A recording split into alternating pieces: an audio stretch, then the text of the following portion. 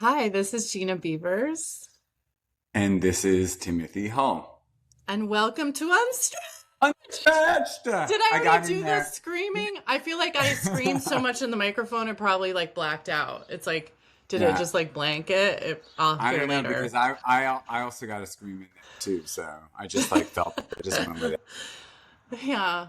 What are we gonna get music, Tim? Are we gonna get music?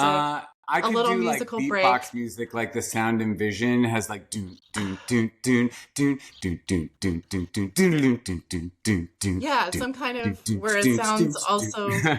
like a news wire, like boop boop boop Yeah. boop boop boop boop boop boop boop boop, that kind of thing. Oh yeah. I don't know. Now, from Unstretched, Timothy Hall and Gina Beavers. Yeah.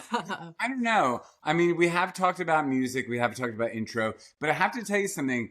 Yeah. A lot of feedback I got this week was from people who were like, "I love that you guys have no ads before your Oh, um." yeah, yeah, pod-" yeah. And I was like, "Good, okay. You know what? We'll stay poor, we'll stay humble, and we I know, I know.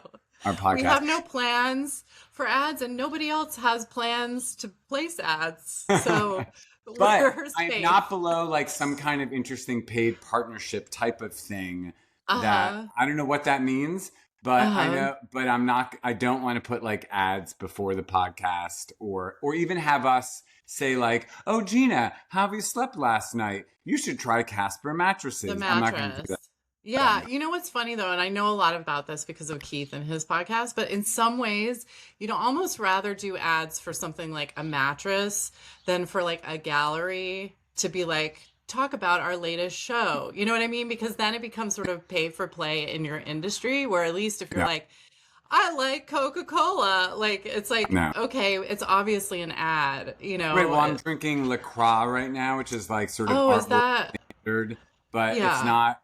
they haven't sent me anything. I'm doing it because I actually this orange flavored one is my favorite, but I think Yeah. that like doing like like not pay for play, but certainly if you really want us to discuss something or talk about something, that people should DM us or message us or tell us on the street because Mhm. I'm totally open to ideas and thoughts about stuff, and people do. I mean, it's. Yeah, no, totally. I think that's cool. Yeah, for I mean, sure.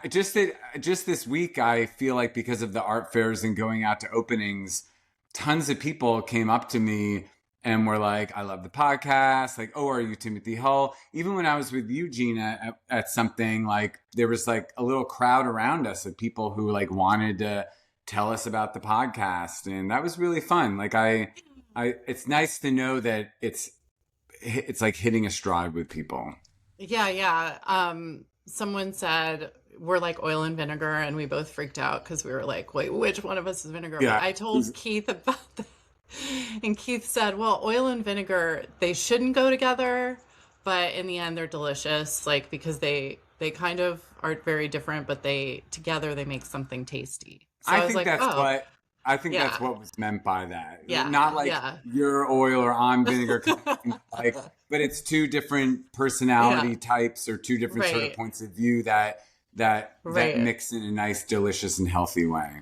Yeah, don't I love this part of the podcast where we talk about how awesome we are and how much good feedback we're getting on what we're doing. Like, Yeah, well, yeah. it's But I nice mean, also that people are sharing it on Instagram and people are also DMing us. Like, it's real. It just yeah, is really nice yeah. because sometimes you just feel like we're recording this and sort of, it's sent out into a vacuum or something, and I don't know what people No, I think of it. know. And people are always like, I listen to it in the studio. I like almost like a little bit sheepishly, like I listen to you guys. It's like, yeah, that's the point. We want you to listen, especially It's the point. if you're in the studio. Like it's Yeah, for you. It's for like everyone who's just kind of chilling. So many people who are saying like this is like talking to my friend, like my art friends. yeah. This is the kind of conversation, Amazing that viral post from a couple of weeks ago about Yeah. anti-intellectualism in the art world Yeah. is still getting bonker, and the comments are Yes. getting even more surreal and more sort Yeah. of descended from reality, which I love. Yeah. It's like, Yeah. but it's kind of amazing that people still want to talk about like anti-intellectualism in the art Yes, world. totally. And I think so many people feel cut off and like Yeah. it's hard. They feel a little bit lonely. I think it's Yeah. hard to find like the conversation when you want it, or to find the wavelength that you're on, and find other people. So I feel like it's cool in that way. We were both talking about, we had that one really angelic comment. Wow, fascinating. My scrolling is paying off. And that was Yeah. just so sweet. I want to put that on a t-shirt, like my scrolling is paying off. Like it was just so kind. Do you think Like, that means that they finally feel like they found like a story or a reel that they liked? Is that what you think that I means? mean, they That were like, resonates? wow, I actually learned something that doesn't make me want to kill Mm, myself. Although I think it was on the post about Helen Frankenthaler, which also had like some, like a fair number of people commenting from a feminist perspective about how shitty that was. So that wasn't like, I don't know, totally uplifting. Wasn't the but most talking about our uplifting. moms being like our toughest critics, that got like hardly Yeah, what any happened, attention. guys? What's up with moms? You don't like Yeah, I thought moms? that people Yeah. were gonna like be like, "Oh, my mom said this and ruined my life," or "My mom said this and changed my art career." I know, Like, I but know. nope, it's crickets. I Nobody know. And cares I think about it. honestly, a lot of people don't have the benefit of having a mom who's creative or who's an Sure. artist. And sometimes you realize like, oh, I'm actually, yeah, that was pretty lucky. Or the people that you talk to where they're like, wow, even the fact that your parents were into art Yeah. is not especially in the US, we don't have as many opportunities for people to like, yeah. So, but I did think of a story that I have to tell you about my mom. Sorry, not to Oh, continue. I forgot to mention this, but when we're talking about moms, and this is a little insight into my work, my practice, when we were first talking, you were like, Gina Beaver is the artist who makes a painting with a boob hanging out, kind of. So, or something like that. So in high school, my mom did a small show at the community center of these works on paper that were figure drawings, nude figure drawings, framed, very classy. And I think they were mostly women and maybe one man, maybe a couple men, and they were hung in the hallway or in the community center in Reston, Virginia. And apparently, this church, this pastor got really upset. It's still Virginia. It's outside DC, but it's still Virginia.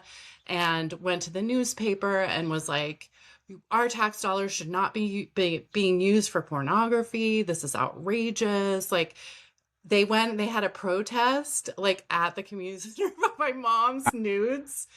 And then my dad was quoted in the paper because this pastor was like, she painted an erection. The man has an erection. And my dad is quoted in the local paper as saying, if you think that's an erection, I feel sorry for you.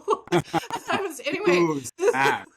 this is all happening as I'm like a 16-year-old. Yeah. Anyway, so if people wanted a little access into my like sometimes pushing those like buttons, it's like deep in there. And thank you, mom, like she kind of established that. Yeah. I thought you were going to So, say it was a perverse photography exhibit featuring tennis rackets.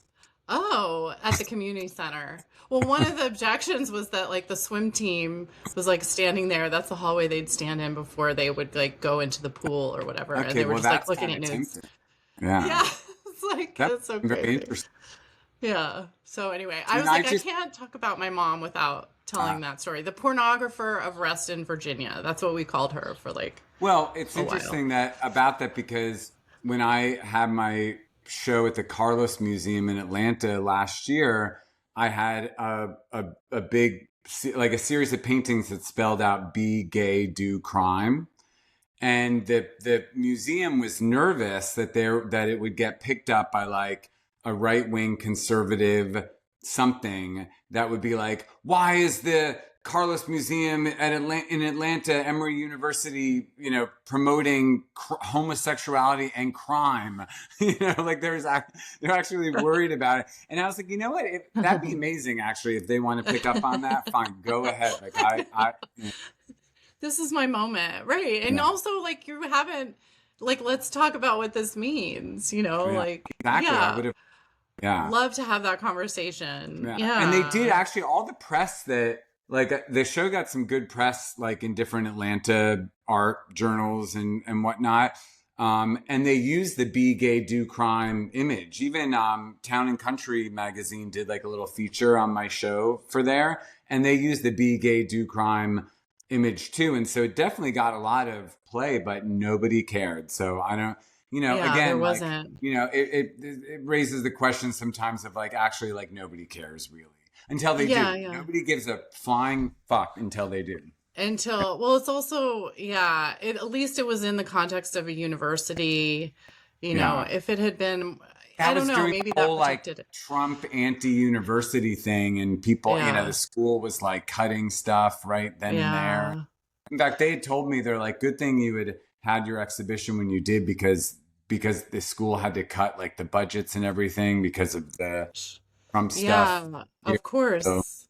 yeah, it Of was course. crazy. Well, you have a new show coming up in Rome. Like I you're do. going next Yes, weekend? I'm Yeah. going to Rome this week, and I'm doing a show at this place called Rhizome in the Pineto neighborhood of Rome, which is a really cool neighborhood. It's sort of like, it's a little bit like Bushwick, kind of, if you want to think about it New York wise, a little bit like Bushwick Ridgewood kind of edge.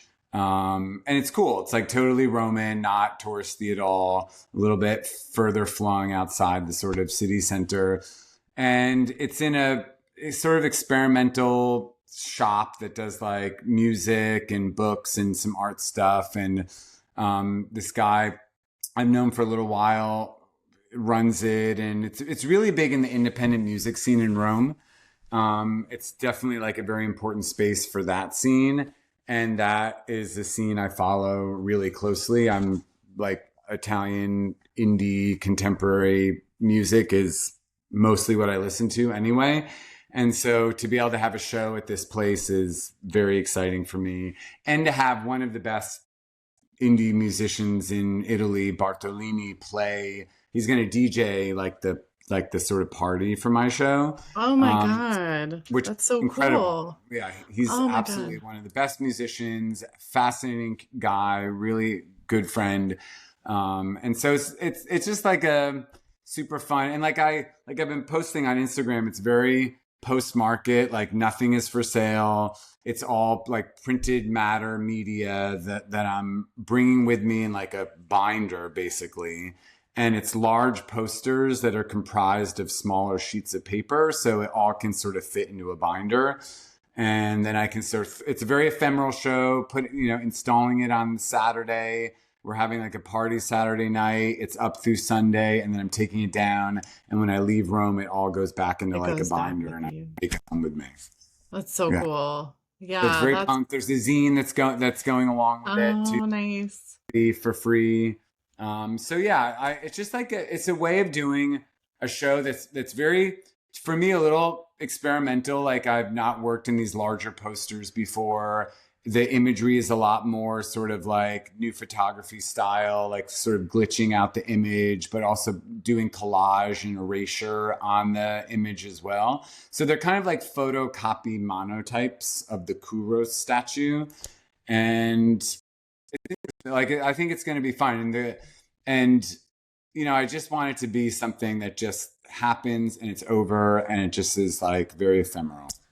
Love it. It's so And cool because you do the show, but you also, there's going to be a performance, music, and it's a lot about like hanging out with, I mean, it's all the best parts of like doing a show without all of the stress of like the shipping, the installation. Like yeah, it's like, evading you custom. don't. Yes, exactly. Oh my I'm God. like, fuck the Yeah. tariff. I don't even want to play that game. So it's Right, like, exactly. It's so brilliant. Let me bring everything in a binder. Like it's so cool. it's what Uh, I did a show in Italy in 2008 in Milan at also like a really experimental place called Brown Project Room. And that whole show I brought with me, like in like, binders, and like rolled up and sort of put it up, took it down. So I like that idea. Like, I have a whole part of my practice that goes with the paintings and drawings, but is really about like collage and ephemeral paper material and that kind of do it yourself sort of cultural trajectory.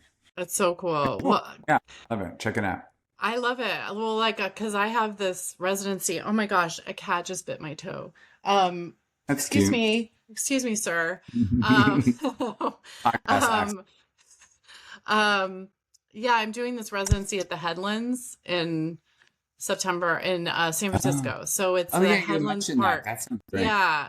And it's a quite a large studio space. And I'm just like, but it's 2 months. And it's like, what am I going to make there that I don't have to ship back huge work? Like I want to like take advantage of the space, but not have a ton of heavy things to like ship back. So I'm like thinking about textiles. I'm like, what could I'm like racking my brain. So we'll see. That Maybe could be a large. great thing about residencies like that is that Mm, it forces you to get a little bit outside of like one's own production yeah. and what you sort of expect to do. I mean, I Hmm. kind of don't like it when artists go do a residency and they just do the same exact thing that they do like at home, but it's in a different location. And I'm like, what Hmm. fun is that? That's not learning. Yeah. That's not pushing anything. Yeah, for sure. So we'll see. Like maybe, yeah, and how San Francisco might like influence the work. And it's a really beautiful, wild area. Like it's a state park. So it has this unbelievable beach that where you can't even see the city or any buildings from the beach. You feel like you're like it's like prehistoric or something. Is that But something you then, have to be like nominated for, or do you apply? Like, what is the nature of the Headlands residency? well, you apply for it, and then every year, and then they have four different, I think maybe three or four different times that you can come, but then you can apply for different awards. So I applied for the Chiara Award, which is the painting award, and I got that in addition to the residency. You get, it's like it's money, that comes along with it. And there are a couple other awards like that, depending on your discipline or That's so. really important Yeah. because one of the reasons I've done very few residencies is because I actually can't afford to. And I feel like Yeah, that's to something go. that's not spoken about a lot is Oh, that like, yeah. often the residencies are like, sure, here's a free space, but I'm like, yeah, Hmm. but I need to make money. Like Yeah. I don't have the luxury of being able to leave my teaching job or leave my other like hustles and stuff and go do a residency for 2 months. Like you need to Right, pay of me. course. I Right, like the of idea course. of the award that comes with it. That makes Right. sense. That seems Right. actually generous and righteous. Totally. Totally. And I mean, leaving for 2 months is not exactly like we don't have children, but like, leaving Keith for 2 months, leaving my cats. I'm like, how are they going to understand this? I'm just not going to be here. Anyway, so It would that's, be a mega life shift for me if I had to leave my life for 2 months. hmm It would take a yeah. lot of. It would take a lot. I don't Yeah. know if I don't know if I could actually really pull it off. Yeah, it feels kind of crazy. Like we need to get a new car, and I'm like, we got to do it in August because we can't do it, and things like that where you're just like, I'm gonna be away for 2 months. But I also part of this for me is that my parents live 30 minutes from the residency, and Oh, they're beautiful. quite elderly, so it's like I can go every weekend and see them for like 8 weeks. So that's the other side of it for me. Yeah, but also just like what is the San Francisco, Oakland, the Bay Area art scene going to be like? And just going to openings and things. I'm pretty excited about that. That So, sounds like fun. I mean, yeah. I have gotten a lot of vibe from people that the San Francisco art scene is not like it was like mission school era, that it's that the tech money has not Hmm. actually helped the art scene there, and galleries like Altman Siegel had to close, and Yeah. like I feel like Yeah. the art scene has really fallen on hard times there, even though there's an Hmm. incredible amount of money, which Hmm. sort of dovetails with something I want to talk about with the art fairs that were all Hmm. happening this week. Yeah. So I don't know if you want to segue into that. Yeah, that's fine. Yeah. Talk about the art fair. Well, so I know that Gina didn't go to all of them, but I, for some reason, got to be in my bonnet, and I was like, I was in the city for 4 days, so I was like, I'll go to them, and so I contacted all the people I know who are somehow involved to get tickets because I'm not going to pay diddly squat to go, and I don't think any artist should, so don't. But what I had to do was contact either galleries I know who are there or people I know who might be work for the fair and the press, PR or whatever. So I was able to get tickets for all the different things. And I, you know, at the end of the day, I understand why a lot of people say artists shouldn't go to the art fairs because it can be kind of traumatizing on a number of different levels. I definitely had some crazy experiences there that made me sort of wince and feel both really horrible about myself and also great too. And so like to me, it's sort of like the song from the Facts of Life show, like you take the good, you take the bad, you take them both, and there you have like, Yeah. that's the art fairs, right? Like there's some really shitty stuff. There's some stuff there that Yeah. you're like, how is anyone buying this or supporting it, Hmm. or why are they showing it? Like, are they, off the chain? But then there's other stuff, and you're like, wow, this is really beautiful. It's really amazing. Like, I love seeing this. This is enlightening. So you got to take the good with the bad there. But the first one I went to was Esther. Hmm. Have you been to that ever? No, I was thinking I might try to go today, but I don't know if I'm gonna. Yeah. Well, that's sort of my favorite one because it's certainly the most like weirdo punk one in that it's in the Estonian like social club house, which is a sort of decadent townhouse on 35th Street and 2nd Avenue. And they open it up for an art fair but they don't really let you change anything, so you kind of hang the artwork up in the space. It's very kind of like Eastern European Baroque, which is definitely a little excessive and strange. But it looks really cool with the art that's brought there. And it's pretty international smattering of galleries. It used to be more international galleries, like weird, smaller, kookier international galleries. It's become a little bit more New York based. But I do understand this is the last year they're doing it. Um, it's like an ephemeral thing. It's Hmm. happened like 3 times, and they're like, it's gotten popular, but we don't want it to become Hmm. corporate, so we're just gonna let it sort of like time out. Which I think is Oh, kind that's of beautiful, cool. but I think it's sad too because it's sort of and it's free, so I like Mm. that you pay to get into it. Um, and what did I see there? I liked Laurel Gitlin had some cool stuff in her booth, and Klaus von Exhagen was there with some interesting stuff like Joy Curtis and Ian Pedigo, and I think we had Donna Chung there too.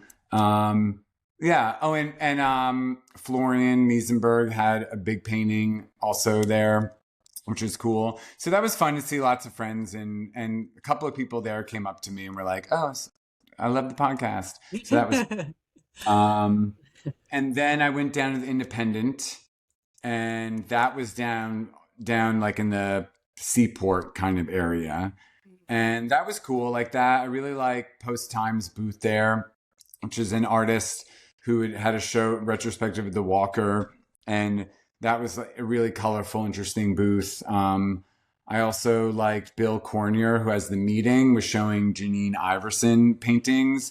And Bill Coiner actually came up to me and he's like, "Oh, I love your podcast. Like it's so interesting. Like as an art dealer, like I love hearing the artist perspectives on, being an artist or making art." So that That's was cool. cool. Yeah.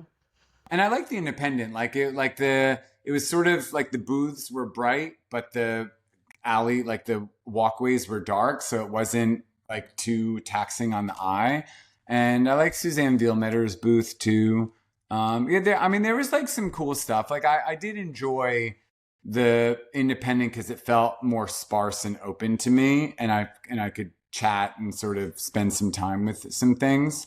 Um, and then yesterday I went to Frieze and Nada, and Frieze was insane. Like Frieze Mm. was like the Lollapalooza of the art fair. Like it was Oh, lines getting in, like whoa. tons of people, Oh my ridiculous outfits. God. Like Yeah. Oh, yeah. um, Saturday too, right? yeah, Saturday at an so art more fair. of like the basic art going Mm-hmm. gang.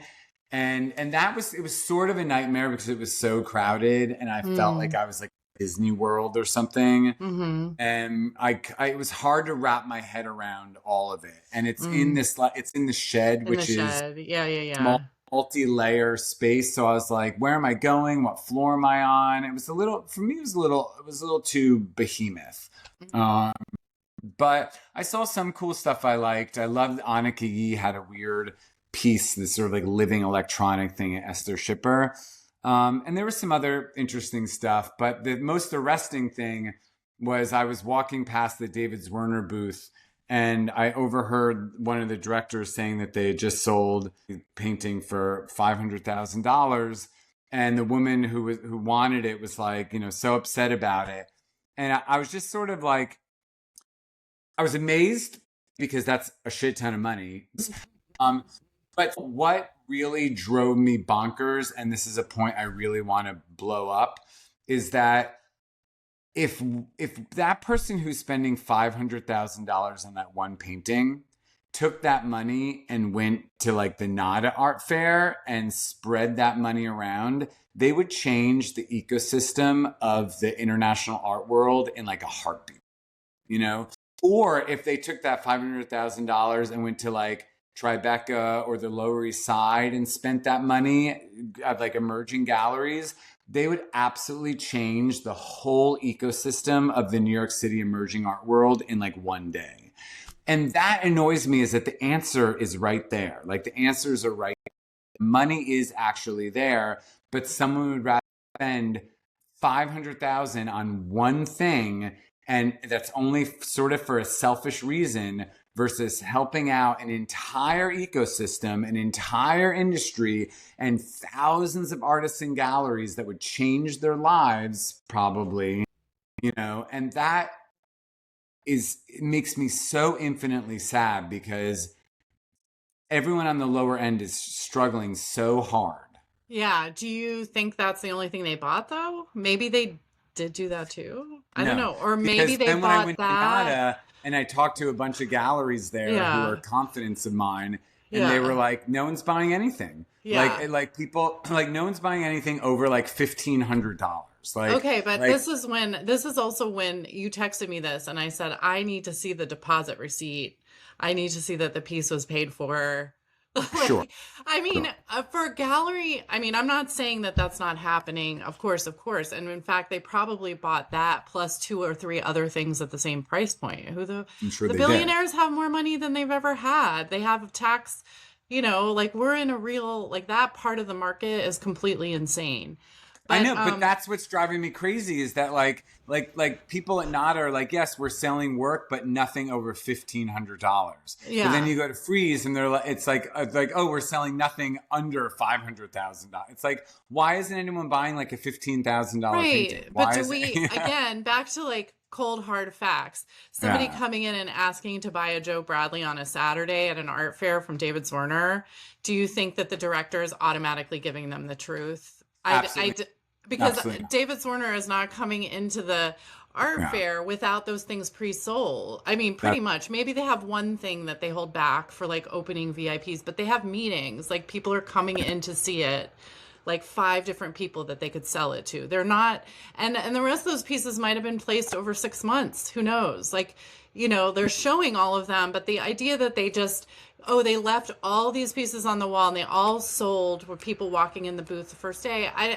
Maybe, but I sort of doubt. I don't know. No, you're right, Gina. That does not. I don't know. I'm glad that you're dispelling that myth, because what I've come to understand that for most of those bigger galleries, they pre-sell most of what actually goes into that booth even before the show, even before it opens. Right. So what is the art fair there? Then it becomes more marketing and also an opportunity for the artists to get visibility, but then it's not the same thing as it is for the galleries at NADA or the galleries, at Independent, where they're literally like, we're hoping all these collectors will come through. We've contacted them, but there's still a question mark. Like, will we make our money? Will we not?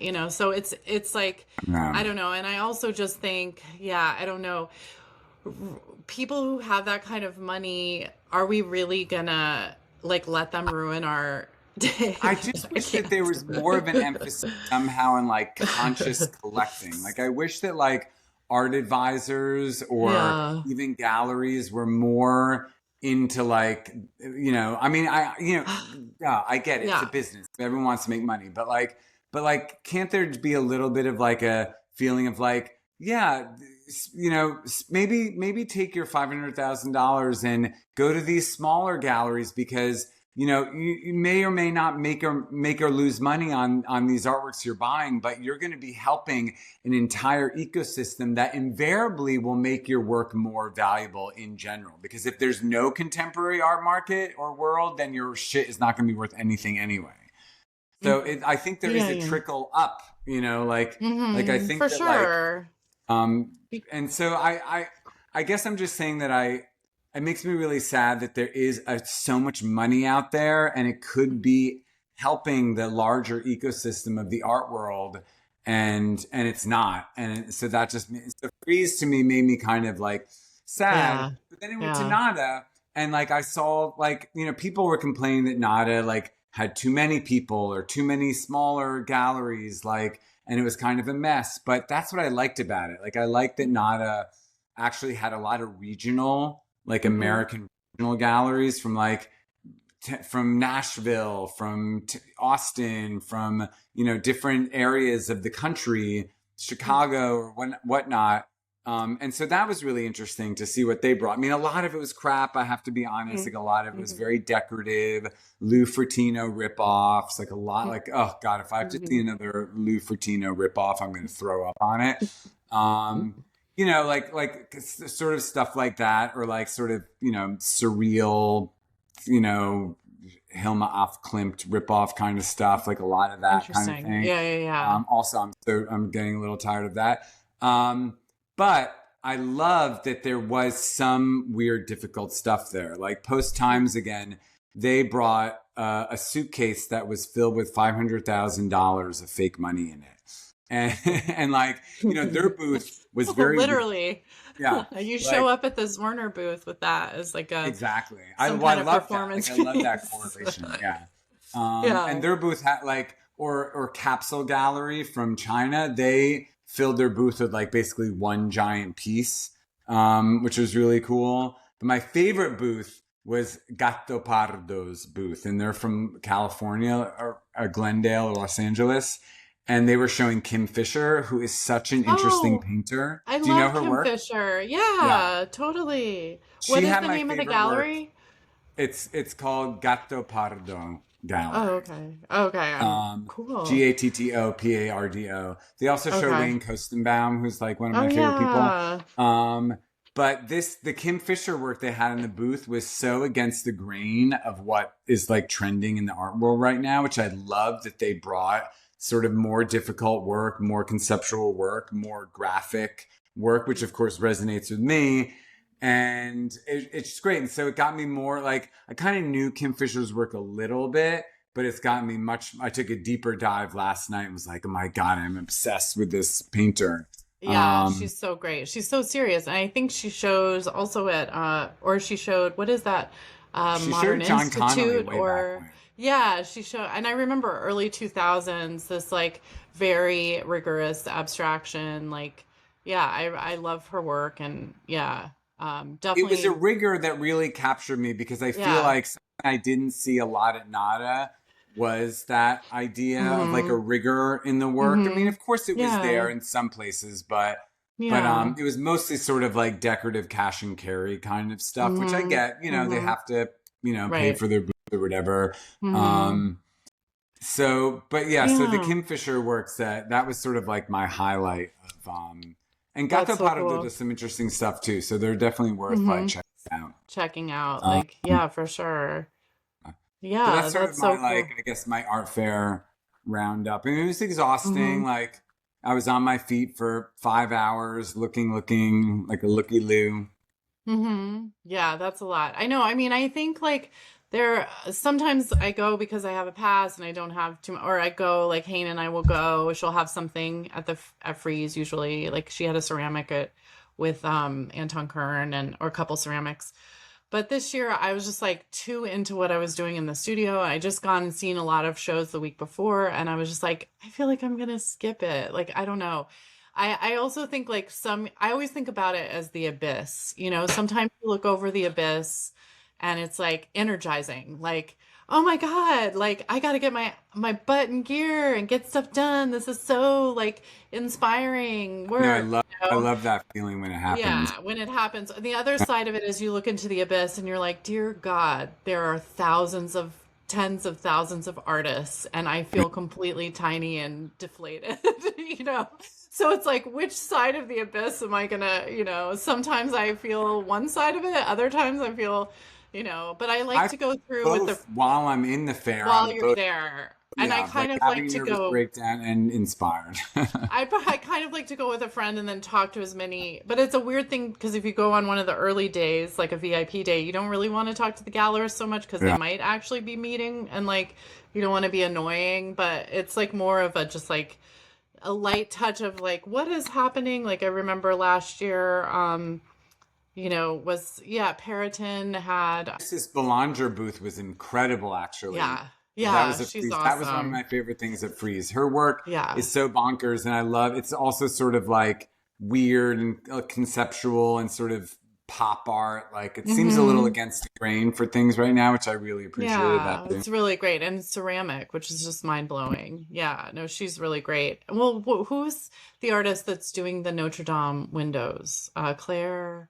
Oh, Gina. All right, I'm gonna edit all this and You like don't just have to. You put her don't have name to in. remember the full No, but I name. know her. She shows at Night Gallery. She shows at Periton. She's huge. Anyway, but it was nice last year to see like an installation of her paintings in the Periton booth and then relate it to like her commission that, but you know, so galleries a lot of times if you have something major coming up, they'll then do a booth with you to kind of push work, you know, in conjunction with that. So, oh my God, Claire Tabaret. Oh, Gina, Claire you're a Tabaret. Yeah. jerk. You're a jerk. Yeah. You're a jerk. This brain is like Hey, fizzling. it came to you, which is better than it never coming to you. Atrophying. The brain is atrophying. But it is kind of like that is Um, an interesting topic to talk about how the art fairs for an artist. It like the art fairs really are actually really sort of just for gallerists and collectors, right? Like in hmm theory, they're trade In shows. theory. They're Yeah, sort of yeah, they're like, trade shows. and so it Yeah. is weird to be the artist there because it's like, yeah, you're part of the ecosystem, but you're also kind of seeing how the sausage is made. And Yeah. that can be really harrowing and depressing too. And to Yeah. also walk through the fair and have the feeling of, oh, I know why I don't have work here because hmm no work here looks like mine. Which is on the hmm one hand can feel really good. You're like, oh, hmm I'm doing something different. That's cool. hmm Or it's like, oh God, am I so out of touch with like what everyone's doing that like, I so don't like know. that's the swinging pendulum of the I emotional, yeah. yeah, I know why you might think that, but I don't think that there is really a correlation in that way. It's Yeah. I think it's more like what's happening in the galleries. This is like an extension of that, and this is kind of the marketed side of it. So like, you know, and it's also something where galleries can offer to artists. Like we don't have as many, you know, we have a certain number of shows a year, but then we have these fairs, and maybe we give you a solo booth, or you share it with someone else. Like I don't know. I think it would be hard. I mean, other than like you were saying tracking trends or whatever, but I don't yeah, it could happen at any moment, Tim. Like you could I have certainly like a the fair solo booth booth or like better than the group booths, actually, I think. Like yeah. just Yeah. from a visitor standpoint, like I like to Mhm. see a booth and see a clean Mhm. idea in a booth. Mhm. Yeah, yeah. Like there's something I really do enjoy about that. So I used to kind of hate the solo booth because I'm like, no, Mhm. save your solo work for your exhibition kind of thing. But like, Mhm. but now these art fairs, more people would see your solo booth at Frieze than they will at like, Probably. actual gallery show. Probably, especially if you like versus like opening in September or April when everyone is opening, when they're big, you know, there's so much Uh, competition, you know, it's probably better to like, yeah, I remember early on, oh, I don't even know, 2013, Nada, Miami, I had like three works and I came through like on the first day, like, first morning with all the VIPs. I was like, well, I want to come when everyone's coming. And like my gallerist wouldn't even acknowledge, he's like, just wouldn't even acknowledge me. And I was like, oh God, what did I do? You know, I shouldn't be here. Like, this is not, but that was the fair where I learned about this concept of spray and pray. Have you heard of this? It's kind of um, like what you're talking about, where somebody with a lot of money would buy up a lot of cheaper works, like just spray their money across the entire fair and pray that one of these artists is going to like hit like someone's auction prices are going to go way yeah, the high numbers, so playing the they can numbers. Yeah. yeah, spray and pray. And so it was a really good fair that year, and I remember the gallerist was like, well, it's a very spray and pray year. And I was like, what is that? You know, I was like, oh shit, okay. That's one of those Um, things that's like good in the short term for everyone, but probably yeah, not good in the long term for in the anyone. long term. Yeah, yeah, yeah, 100%. I I So, I yeah. had once I once had a sort of a 2-person booth at Untitled, and I did an installation there, and I was there for the VIP like opening night, and I would love it. I was like talking with collectors, and I just love schmoozing with everybody. And I met this collector who came to Warwick, who where my hometown is, and I'd said to her, "Oh, well, you should come see my studio there. It's this beautiful painting studio." And my gallerist was so pissed off at me because he was like, "You're trying to steal a client by bringing them to your studio and selling out of your studio." Mm. I was like, "No, I'm Oh, not. I'm just being yeah. friendly."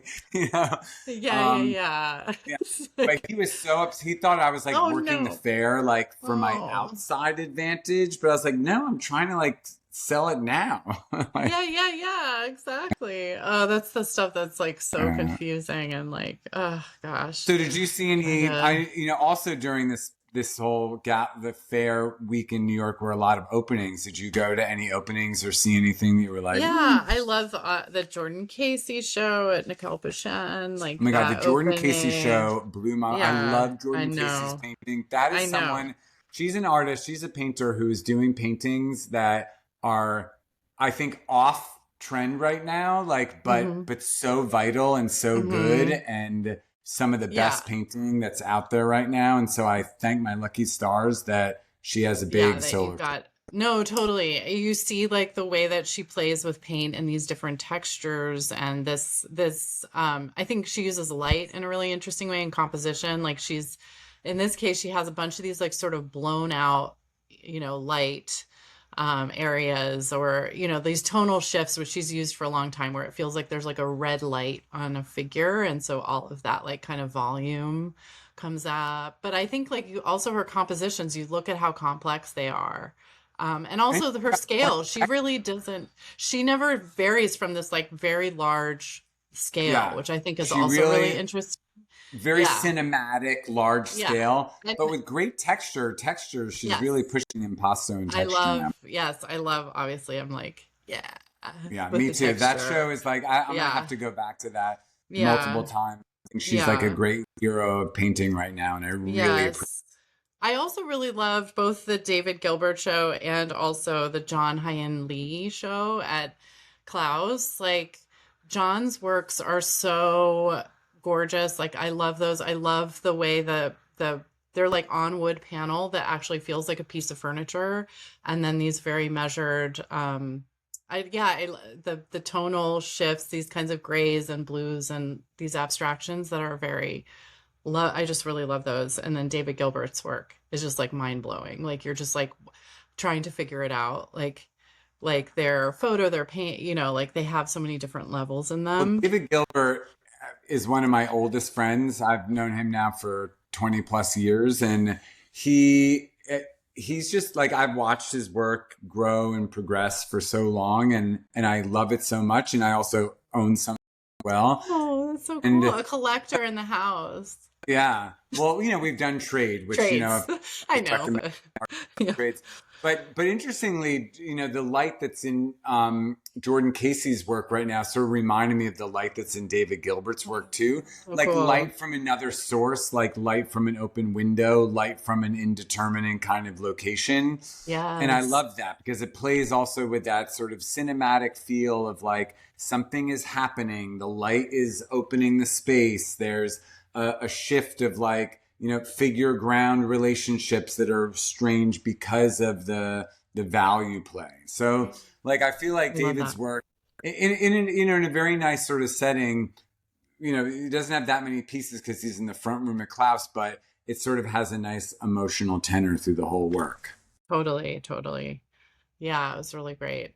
He also had a Um, great book called Lily. okay, I'm Called sorry, I think you broke up. A great what? that David Gilbert just released a book called Lilies, and it's Mm. sort of like a monograph of his work. It's a beautiful book. It got a New York Magazine highbrow Oh, matrix all so out. cool. Go, David. That's awesome. Yeah. And at his opening, we were lamenting the lack of press coverage in the New Yorker anymore, and how they've like sort of stopped really reviewing art. Because David got a great New Yorker review a couple of years ago, and it was like a highlight of like life, and we were like, well, never gonna happen again. Yeah, well, and anybody like criticism, the state of criticism, there's going to be a great panel at Florian's project at the gallery with Ben Davis, a bunch of people. I'm trying to like look it up on my phone right now because people, if you're in New York and you have time, you should go see this. I think it's the end of May, the last week of May. I think you're going to be in Italy, right? You're out of town, I think. Let's see. Well, the no. crisis is definitely something that I could talk about in a whole other episode. Yeah, when is that? Oh no, did I miss it? Oh, please tell me no. The 19th. It's this week coming up. Oh, it's this Tuesday. Yeah, this Tuesday. Yeah. And actually, it was. I think I might be able to go because I think I'm going to come into the city on Tuesday. Actually. Yeah, I'm forgetting. I'm so sorry that I'm forgetting. I think actually, no, Brian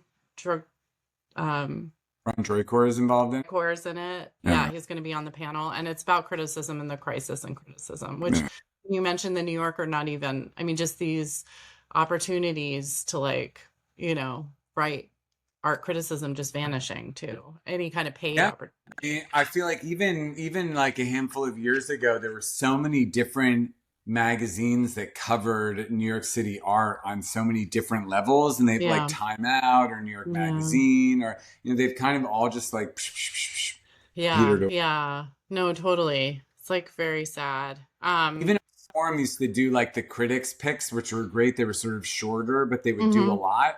And now all they do is must see. They'll like the show is must see, and the great irony is that like it feels like almost every show gets a must see, and I'm like, well, how if everything is a must see, what's a must see anymore? Yeah, no, it's definitely. Or people use that must see in their like press, in their CV. They're like, art form must see. I'm like, that's not really press. All they did was just say must see. They didn't just say anything. But it's something, yeah. But that's what's sad is that that's like all you get anymore. I know. And I was actually thinking about this because I read the Travis Deal. I think you read it too. His piece kind of after Josh Klein. Not that anybody wants us to like bring that up again, but Travis Deal has a new piece talking about the Josh Klein article.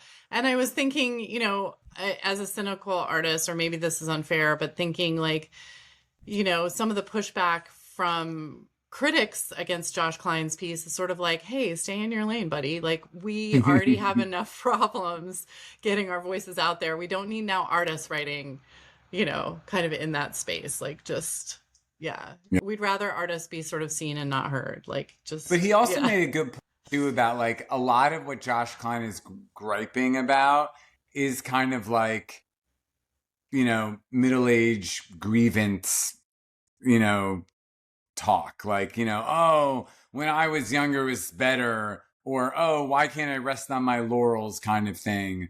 And like I feel like he's sort of like, yeah, well, you can't. Like, who said you were going to be able to rest on your laurels? Like, you gotta, everyone's career goes up, it goes down, it comes in, it goes out. Like, you just have to ride the waves as they come.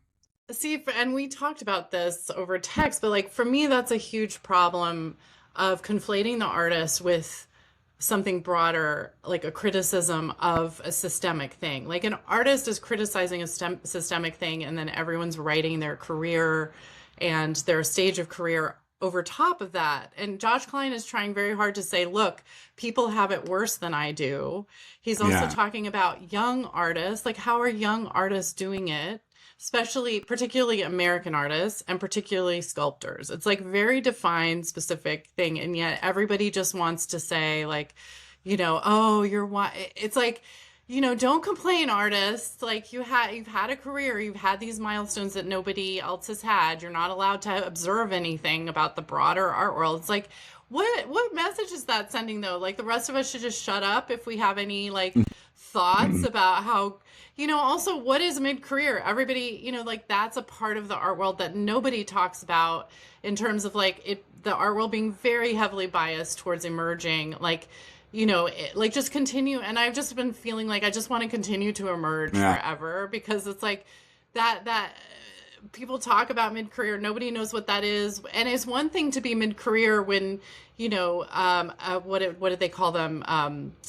Dry water, no, hot water flats, cold water flats were like $400 a month in New York City. But what does mid-career mean when you can't teach, when rents are like insanely expensive, and yet you're expected to stay close to New York City? Like, Yeah. mid-career in the 50s is not mid-career in 2026, when, Long Island City is unrecognizable with luxury apartments. Like, it doesn't, even luxury. Now I'm getting ads for luxury studio spaces, which have all the latest things, but cost like $4,000 a month. So like, what is mid-career when everything is so much more expensive and has outpaced what you could actually meet, wages, like, and that you could Well, actually also, what is supplement. mid-career where there's no middle anymore? Mm-hmm. Like that's the other thing is there's, Yeah. like you said, the art world is so obsessed with emerging, but it also is so obsessed with rediscovery. It's like Right, you right, have right, to be right. on either end of the Yeah. spectrum. You either Right. have to be totally new and discovered, or Right. Or totally just like you were a big artist, 40 years ago, and now you're being yeah. rediscovered at 85 Yeah. years old.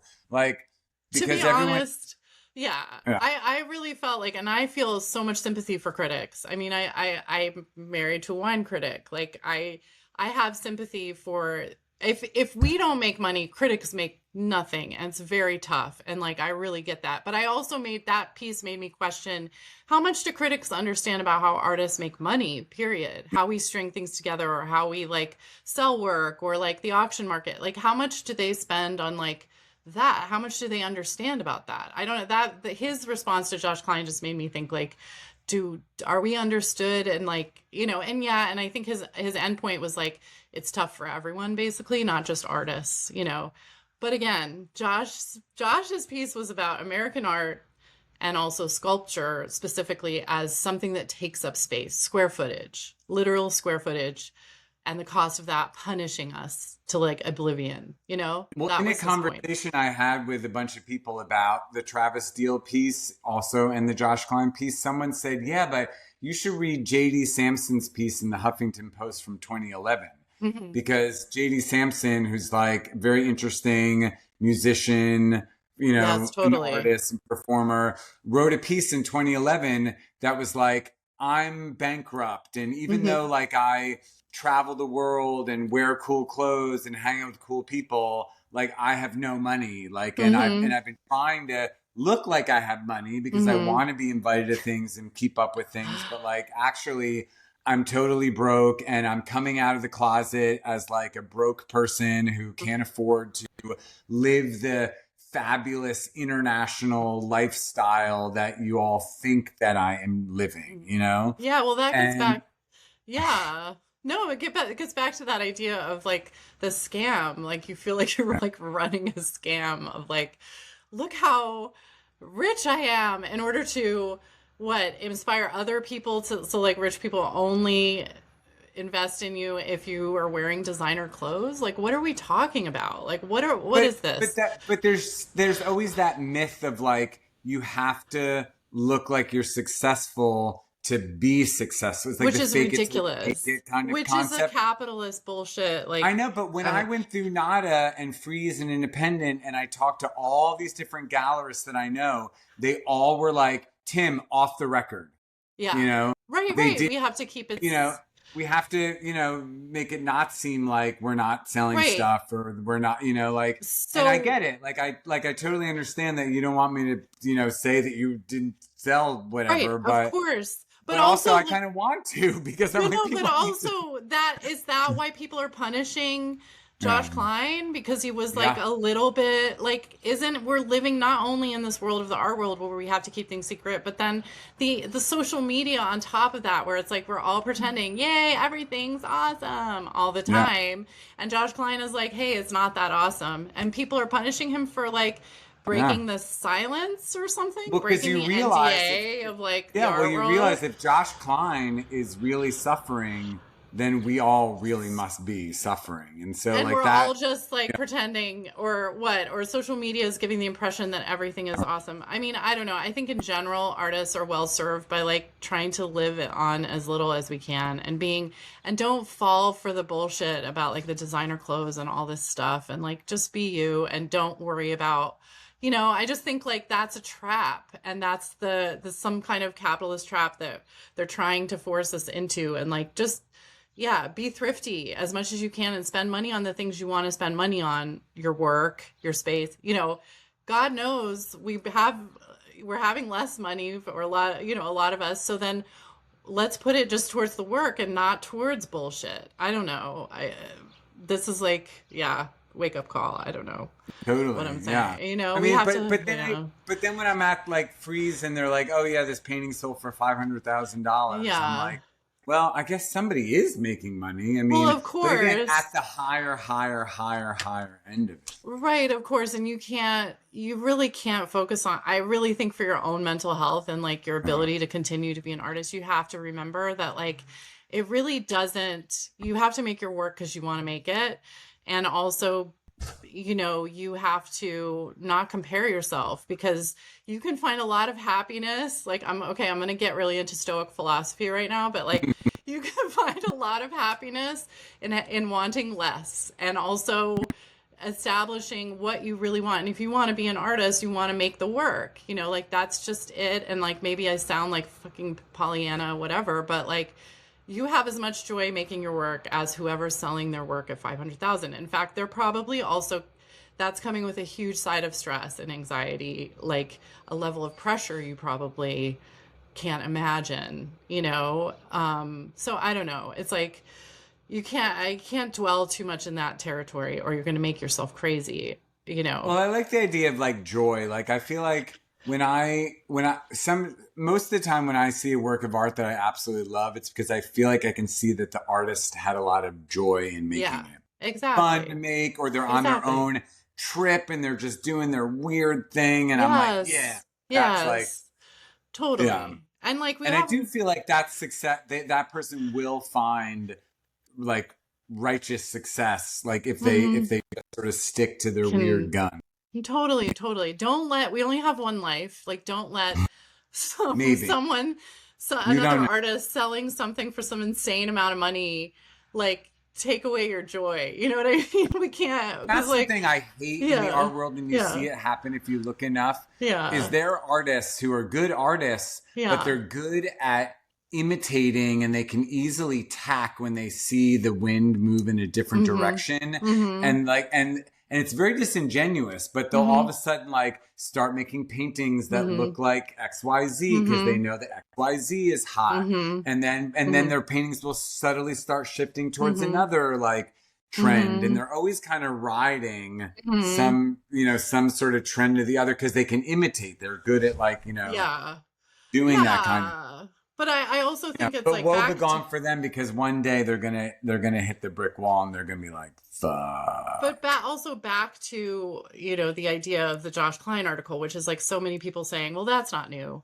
That's not original. But it's like he wrote the piece. He took the time to actually sit there and like write this multi-thousand, it's the same thing as when you look at artwork and you're like, oh, I could do that. Or like I could, but it's like, but you did it, you didn't. Like we're all on our own path of like what drives us and what we want to make, so like the people that can like shift or whatever, it's like couldn't do that. If you put a gun to my head, I don't know if I could shift into whatever. I don't even know what people like I can't, so it's like you have to just do you, and try to just tap into that. We have one life to make art, so like just make I your don't even art. know what people like. I really don't. I really I mean, don't know. can you imagine? I think you were saying that last time, this idea that you could like clock it in some strategic way. I just don't. No. I think about somebody like Rachel Effner. I remember reading an article with her. She's like, I'm just like not strategic.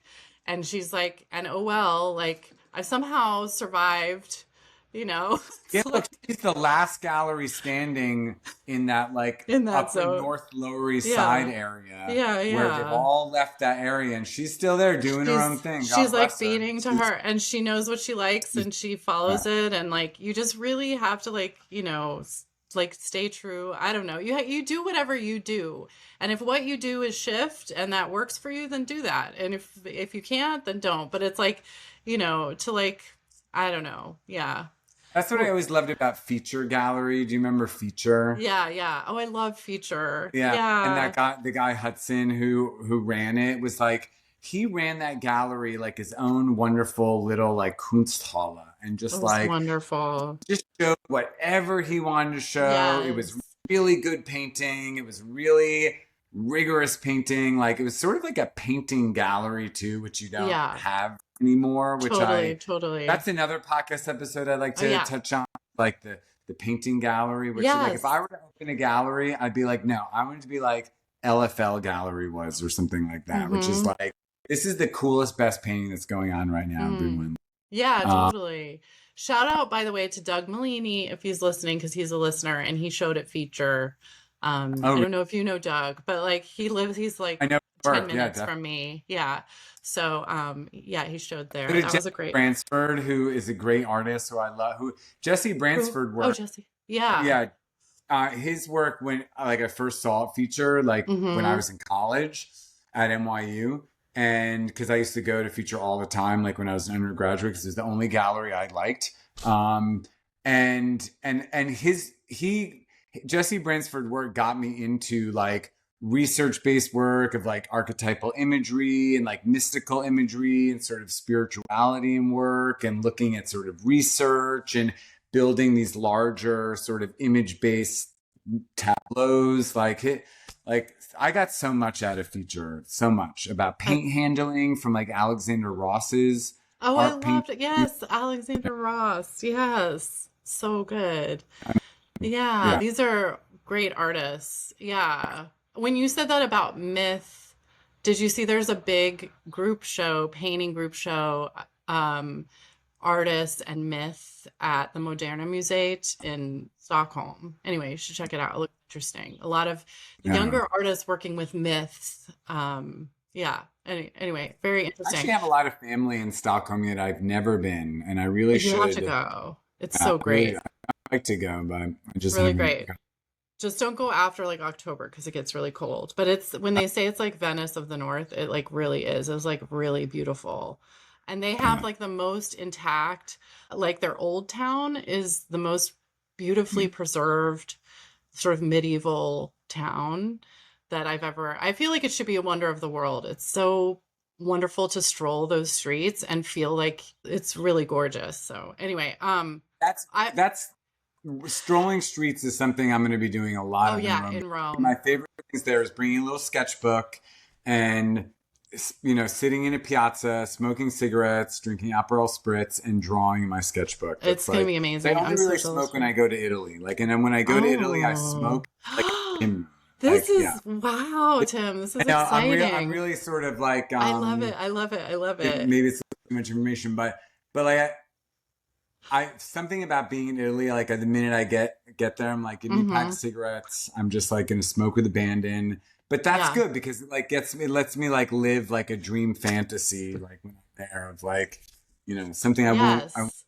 hear. Well, who did I send you? I sent you that thing who said that somebody was like, what do we call this? A geosexual? The celebrity, the singer who is like, who was it? Now I'm forgetting. Was it Halsey? No, it was a pop singer who's like, I am celibate except when I go to Italy. Oh yeah, you sent me that. Yeah. And somebody was like, do we call this a geosexual? What is this? I'll find out who it I is. actually feel like I have a totally different Italian life than I do like American sort of. Like I feel Mm-hmm. like because I always go to Italy by myself because I just want to speak the language and do and know and sort of socialize with the people I know there. And but I feel like I definitely become a little bit more of like a freer, open person when I'm there. Mm-hmm. Um, than than I am in my normal life. I don't know. Like I mean, Yeah. That's not totally true. I actually think maybe I'm just kind of the same all the time. But at Mm-hmm. least like when I go there, I'm like, I drink more, I Mm-hmm. smoke, I'm like Yeah. out more, I'm in the street more, I'm, you Mm-hmm. know, my media appetite is stronger. Like Mm-hmm. I, you Yeah. know, Yeah. Look out, Rome. Tim is coming. yeah. Um, it's Kesha, the singer. But also, Okay. this reminds me of there's a gallery in the lower in Tribeca called Savage Beauty, I think. What is it called? Oh my gosh, I wrote it down, didn't I? I'll cut out this like looking for this. Savage Wonder. And Mm. it's actually a gallery that shows work made by veterans. And they have this wonderful Brent Owen show right now. He carves all these wood objects and then paints them. They're really fantastic. But the connection to Italy is that Luca, who is the director, we got his card. He was so wonderful and outgoing and telling us about the work and showing us mosaics. He spends a lot of time in Sicily. I forget if he's from Sicily, but he was showing us a bunch of mosaics and like engaging us. And it's like, he was just wonderful. So if you want to have like an amazing experience meeting, an Italian director at a gallery, go to Savage Wonder. Does that sound weird? But he was really wonderful. And Hayne and I were like having the greatest time talking to him. And he just felt like It's he not went so far, like, above and not the beyond. it's not the most alluring name for a gallery. Well, okay, Savage Wonder. Just remember Luca. I'm sorry, Luca, if you're listening. I Yeah. don't have your card and remember your last name, but Oh, there was a gallery at Nada whose name was Blah Blah Gallery, and I yeah. loved it. I was Oh, like, yeah. oh man, what a great name for a gallery, Blah Blah. Blah, blah. But is that a take on the artwork by, Uh, Mel Bachner. yeah. I don't Does know. Mel Bachner get a But percentage? you remember when they had Cleopatra's gallery? Yeah. Like, I always wanted to open a gallery next to it called Pizza Pizza. And I always Uh-huh. thought that would be a fun name for a gallery because it's like, Mark Antony, Caesar, Little Caesars, Pizza Pizza. Like, it was, I had a whole discursive. That's amazing. Yeah. That is so brilliant. I feel like that is an amazingly specific reference and so good. It's so Yeah. true. Well, I know we're getting close to time. I just wanted to can I just bring up the thing about copying so I can get it off my chest? Yeah.